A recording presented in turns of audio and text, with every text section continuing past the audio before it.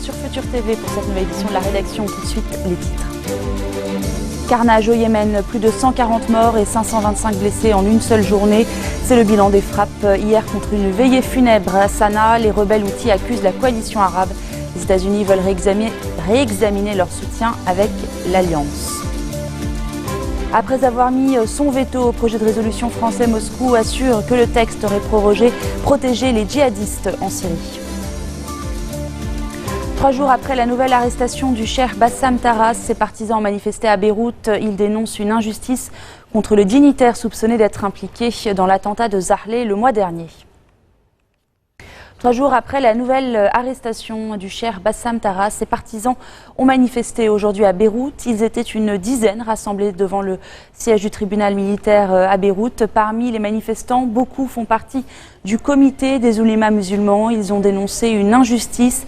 Les autorités soupçonnent le dignitaire d'être impliqué dans l'attentat du 31 août sur la route de Ksara à Zahle et qui avait fait un mort. À Abkerké, le patriarche maronite Bshara Rahi a une nouvelle fois exprimé dimanche son refus de tout package deal qui conditionnerait la présidentielle. Il appelle les blocs parlementaires à annoncer clairement leurs candidats. Selon lui, les sujets débattus au gouvernement ne peuvent pas constituer des conditions préalables à l'élection du chef d'État, car cela, selon lui, contrevient à la Constitution. C'est ce qu'a déclaré donc Bshara Rahi durant son homélie dominicale de ce dimanche. Sur le plan sécuritaire, à présent, un responsable présumé de l'EI a été retrouvé tué à Ersal, dans la Bekaa. Il s'agit d'Abou Bakr el-Rakawi. Il serait un chef religieux du groupe dans la ville. Il serait également l'auteur de l'assassinat de l'agent des forces de sécurité intérieure, Zaher Ezzedine, tué devant son domicile à Ersal le 8 janvier dernier. Par ailleurs, une source anonyme a confié à la chaîne LBC que Fateh El-Sham était derrière l'assassinat d'Abou Bakr el-Rakawi. Je vous le disais en titre, plus de 140 morts et 525 blessés en une seule journée. C'est le bilan accablant des frappes qui se sont abattues hier contre une veillée funèbre à Sanaa. Les rebelles houthis accusent la coalition arabe. Les États-Unis ont annoncé l'examen immédiat de leur soutien à la coalition. Axel Simon. Les raids aériens ont été une nouvelle fois meurtriers. Selon les rebelles chiites houthis, ils sont attribués à la coalition arabe dirigée par l'Arabie saoudite. Le bombardement qui visait une veillée funéraire houthie est l'un des plus meurtriers depuis l'engagement de la coalition en mars 2015. Accusée régulièrement de bavures contre des civils, la coalition nie toute implication. Formée de 9 pays à majorité sunnite, cette coalition est emmenée par les Saoudiens qui seuls mènent les bombardements. Elle s'est engagée il y a 1 an et demi pour enrayer la progression des Houthis chiites pro-iraniens qui contrôlent la capitale yéménite depuis 2 ans et rétablir le président en exil Hadi dans ses fonctions. En réaction à cette attaque, les États-Unis, alliés historiques de l'Arabie saoudite, ont dit envisager une diminution de leur soutien à la campagne de bombardement. La politique américaine de coopération sécuritaire avec l'Arabie saoudite n'est pas un chèque en blanc. Au regard de cela et des incidents récents, nous avons initié un réexamen des modalités de notre soutien déjà réduit à la coalition menée par l'Arabie saoudite. Depuis 2014, le conflit entre les partisans du président Mansour Hadi et les insurgés houthis a fait plus de 10 000 morts et plus de 3 millions de déplacés. Les combats se sont intensifiés depuis l'échec début août des négociations de paix. En Syrie, l'ONU ne parvient pas à trouver d'accord sur un cessez-le-feu à Alep après avoir mis son veto au projet de résolution français. Moscou a indiqué que le texte aurait protégé les djihadistes. Celui-ci réclamait l'arrêt des bombardements et l'instauration d'une zone d'exclusion aérienne dans la ville. En parallèle, la firme américaine IHS a assuré dans une analyse que les frappes russes visent de moins en moins le groupe État islamique en Syrie. Plus de 2 semaines après le début de leur offensive, les forces pro-régime continuent encore ce dimanche de progresser rue après rue pour reprendre les quartiers est d'Alep, contrôlés par les rebelles depuis 2012. Au moins 5 personnes ont été tuées dans un quartier chiite de Bagdad. Il y a 21 blessés dans cet attentat à la bombe revendiqué par le groupe État islamique. L'explosion a eu lieu près d'une tente où des fidèles commençaient à commémorer la mort de l'imam Hussein. Au moins 2 personnes ont succombé à leurs blessures à Jérusalem-Est. Une fusillade s'est produite près du quartier général de la police. Restez des nôtres, on se retrouve dans quelques instants.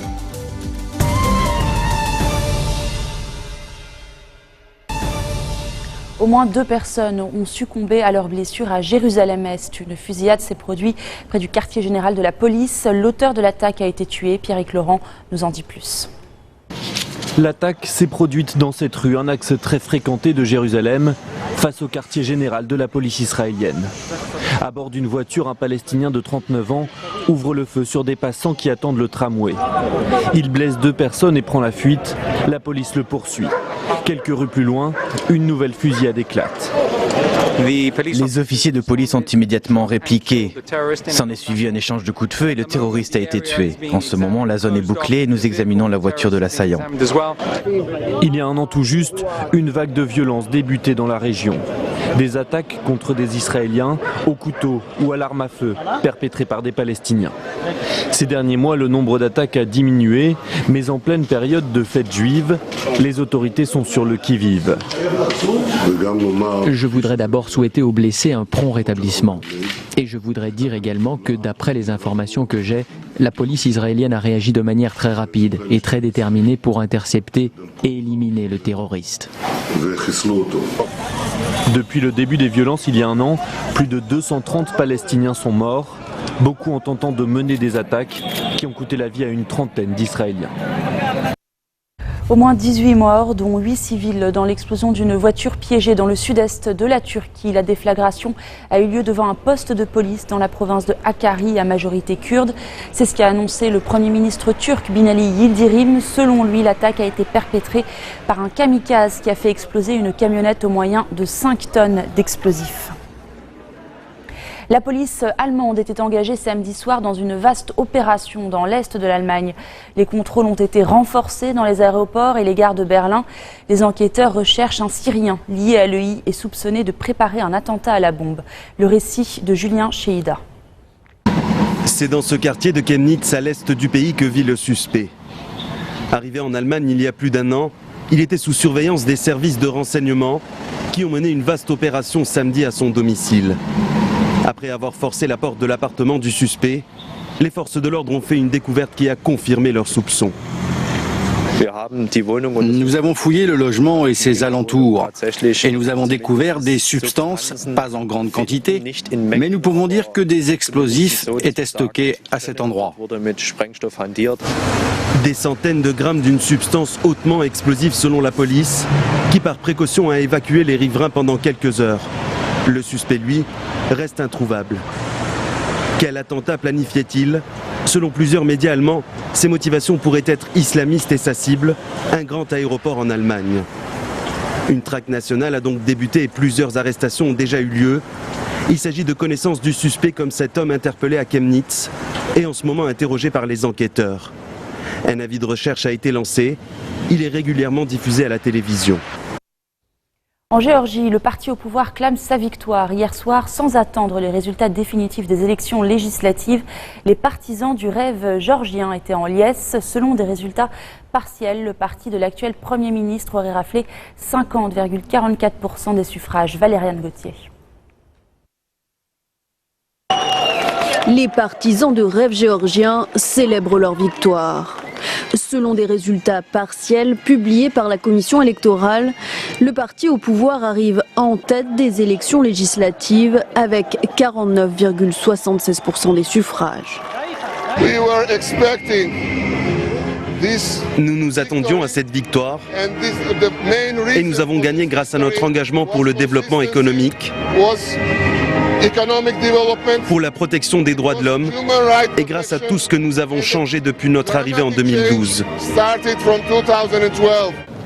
Le parti Mouvement National Unifié, créé par l'ancien président en exil Mikhail Saakashvili, recueille quant à lui 26,69% des voix. Il dénonce des fraudes. Lorsque vous votez pour le gouvernement, vous n'avez pas de problème, alors que si vous votez pour nous, c'est plus compliqué parce qu'il y a des pressions.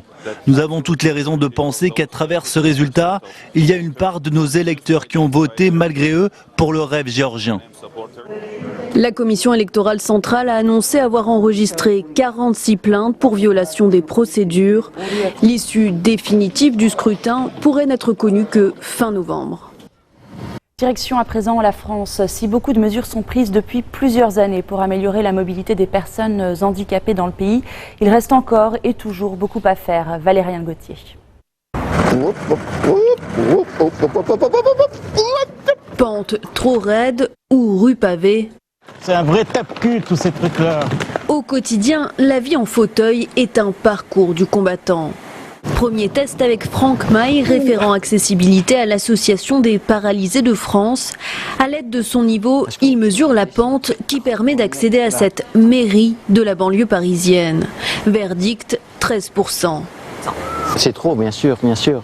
Personne ne peut monter ça. Puis elle est pas aux normes. Elle est pas aux normes, cette pente. Normalement, la norme, c'est combien? La norme, c'est 4%. Des lieux publics pas aux normes, tout comme de nombreux commerces. Direction une brasserie de la capitale avec Alain Amsalem, retraité de l'hôpital public. Bonjour madame. Bonjour. Comment je fais? Ouais, vous avez la palette? Non, j'ai mon collègue qui va vous aider. Ouais, c'est 80 kilos, hein. Une marche qui l'empêche d'accéder par lui-même au restaurant.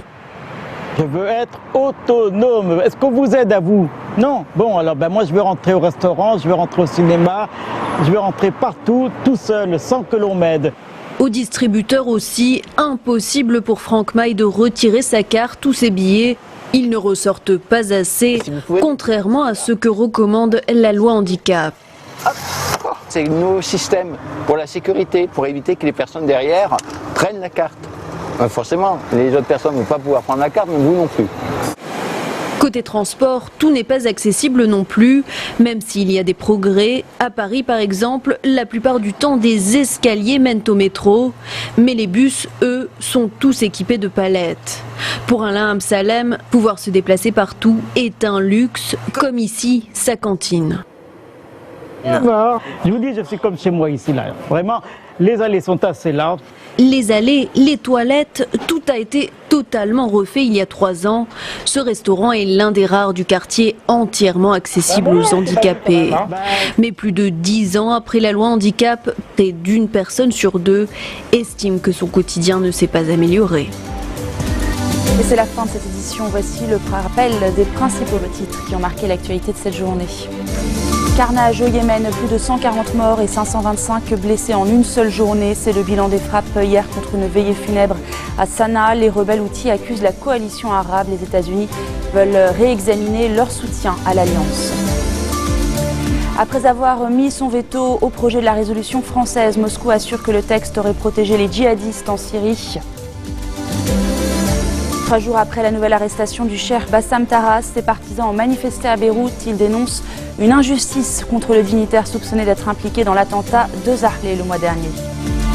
Merci de votre attention. Retrouvez-nous tous les jours à 16h40, heure de Beyrouth. Très bonne soirée.